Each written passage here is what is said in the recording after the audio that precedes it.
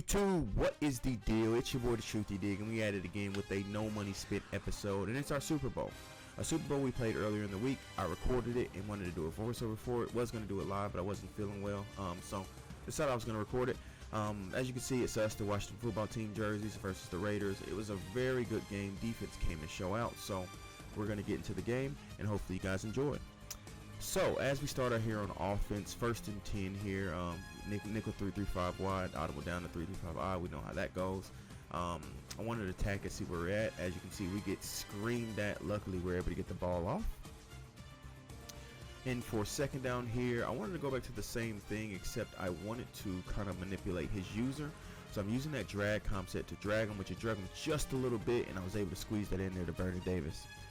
I seen something I liked, so I hurried it up. If you look at the last play, his safety would kind of squat down, so I decided to put McLaren on a over route or a deep in route.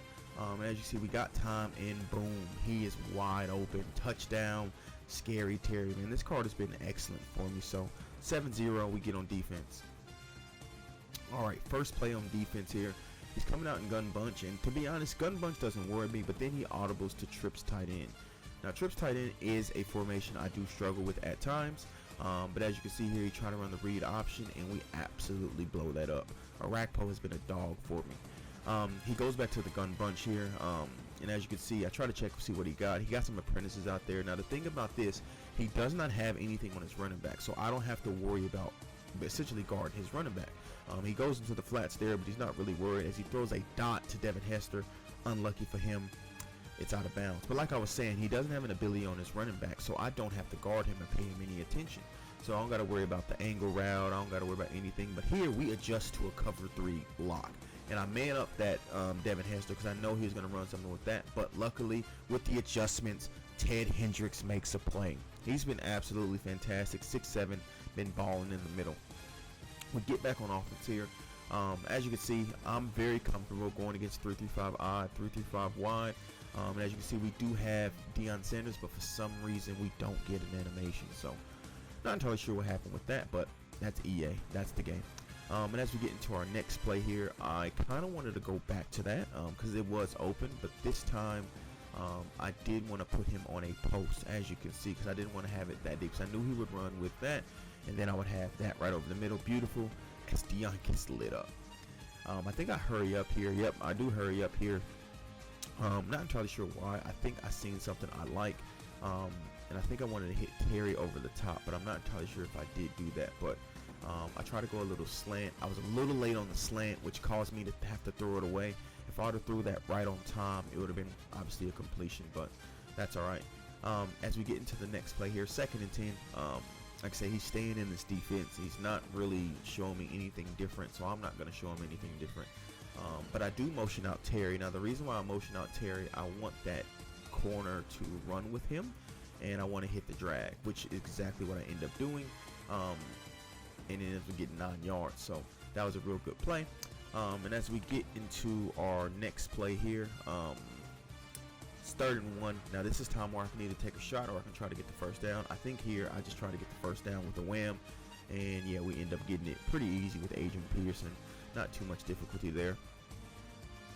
And as we get into the 1st and 10 play in the red zone, here, look, to be honest, I don't really have red zone offense, but what I did wanted to do, I think I wanted to put Terry on a curl, and if you see, I had Terry on the curl right away if I would have thrown it, but Dan Marino decided to run and fight a little bit for me, so I got to be really decisive there with those. He switches to a 3-4 here. And with him switching to a 3-4, I wanted to attack with Franco Harris, which, boom. I knew that was a linebacker. That was the only reason I threw that. I knew it would get me a touchdown. So 14-0, we go up. All right, so back on defense, he's still in this gun bunch. And like I said, gun bunch doesn't worry me, especially when you don't have a running back who you can put on apprentices, because there's only 2 routes you can run with him. Essentially a out route or a flat route or a sit down route, which I'm not too worried about that. And he throws it there, gets a nice completion to Renfro. So 2nd and 3 here. As you can see, he is staying in his gun bunch and switching back and forth. Like I said, to me, gun bunch doesn't worry me, especially when I'm going against a person who can't do it. But that right here, we get bumped. As you can see, Marlon Humphrey got bumped when running that man route. It happens sometimes. It's unfortunate. I think my cloud flat that I have over there bumped him out of the way. But as you can see here, he's down in the red zone. We don't want him to score. Defense is very prideful. I want to keep that 0 and goose egg on the board. So I go to what I go to, man out of 3-3-5 odd, and put my clouds out there. And luckily, Montez Sweat comes in screaming. Now he must have saw something. Not entirely sure what he saw, but he wanted to hurry up here. So now one thing I did notice that I didn't do on that last play is that I didn't man up Bo Jackson. So usually I would put Junior Say out there, but I have Brian Arakpo, so I have to man him up. So he gets a little completion here, which is okay. I will take that and put some still in the 3rd and long. He continues to run hurry up because obviously he likes something he sees, so he does do that again. So I still man up Arakpo there. I do put Ted Hendricks in a cloud, but I shade outside this time. And with me shading outside, you can see I was still there, but he goes here and Taylor Mays makes a play. Now I play Taylor Mays at corner, so that's the reason why he was able to make that play like that. If you're not playing Taylor Mays and Isaiah Simmons at corner, I don't know what you're doing, but here, like I said, we're basically just trying to run the clock out. That's all we're trying to do. As Adrian Peterson gets silly a little bit, we basically want to have the last possession, whether we kick a field goal or not. And after that run, as you can see, my opponent has enough, and he starts to glitch out or lag out or dashboard. So hopefully you guys did enjoy it. This is what we did here. Like, it's something a little bit different. I still wanted to get the gameplay out to you guys. Not, the greatest and most exciting gameplay, but as you can see, what's lost, and there's our Super Bowl win.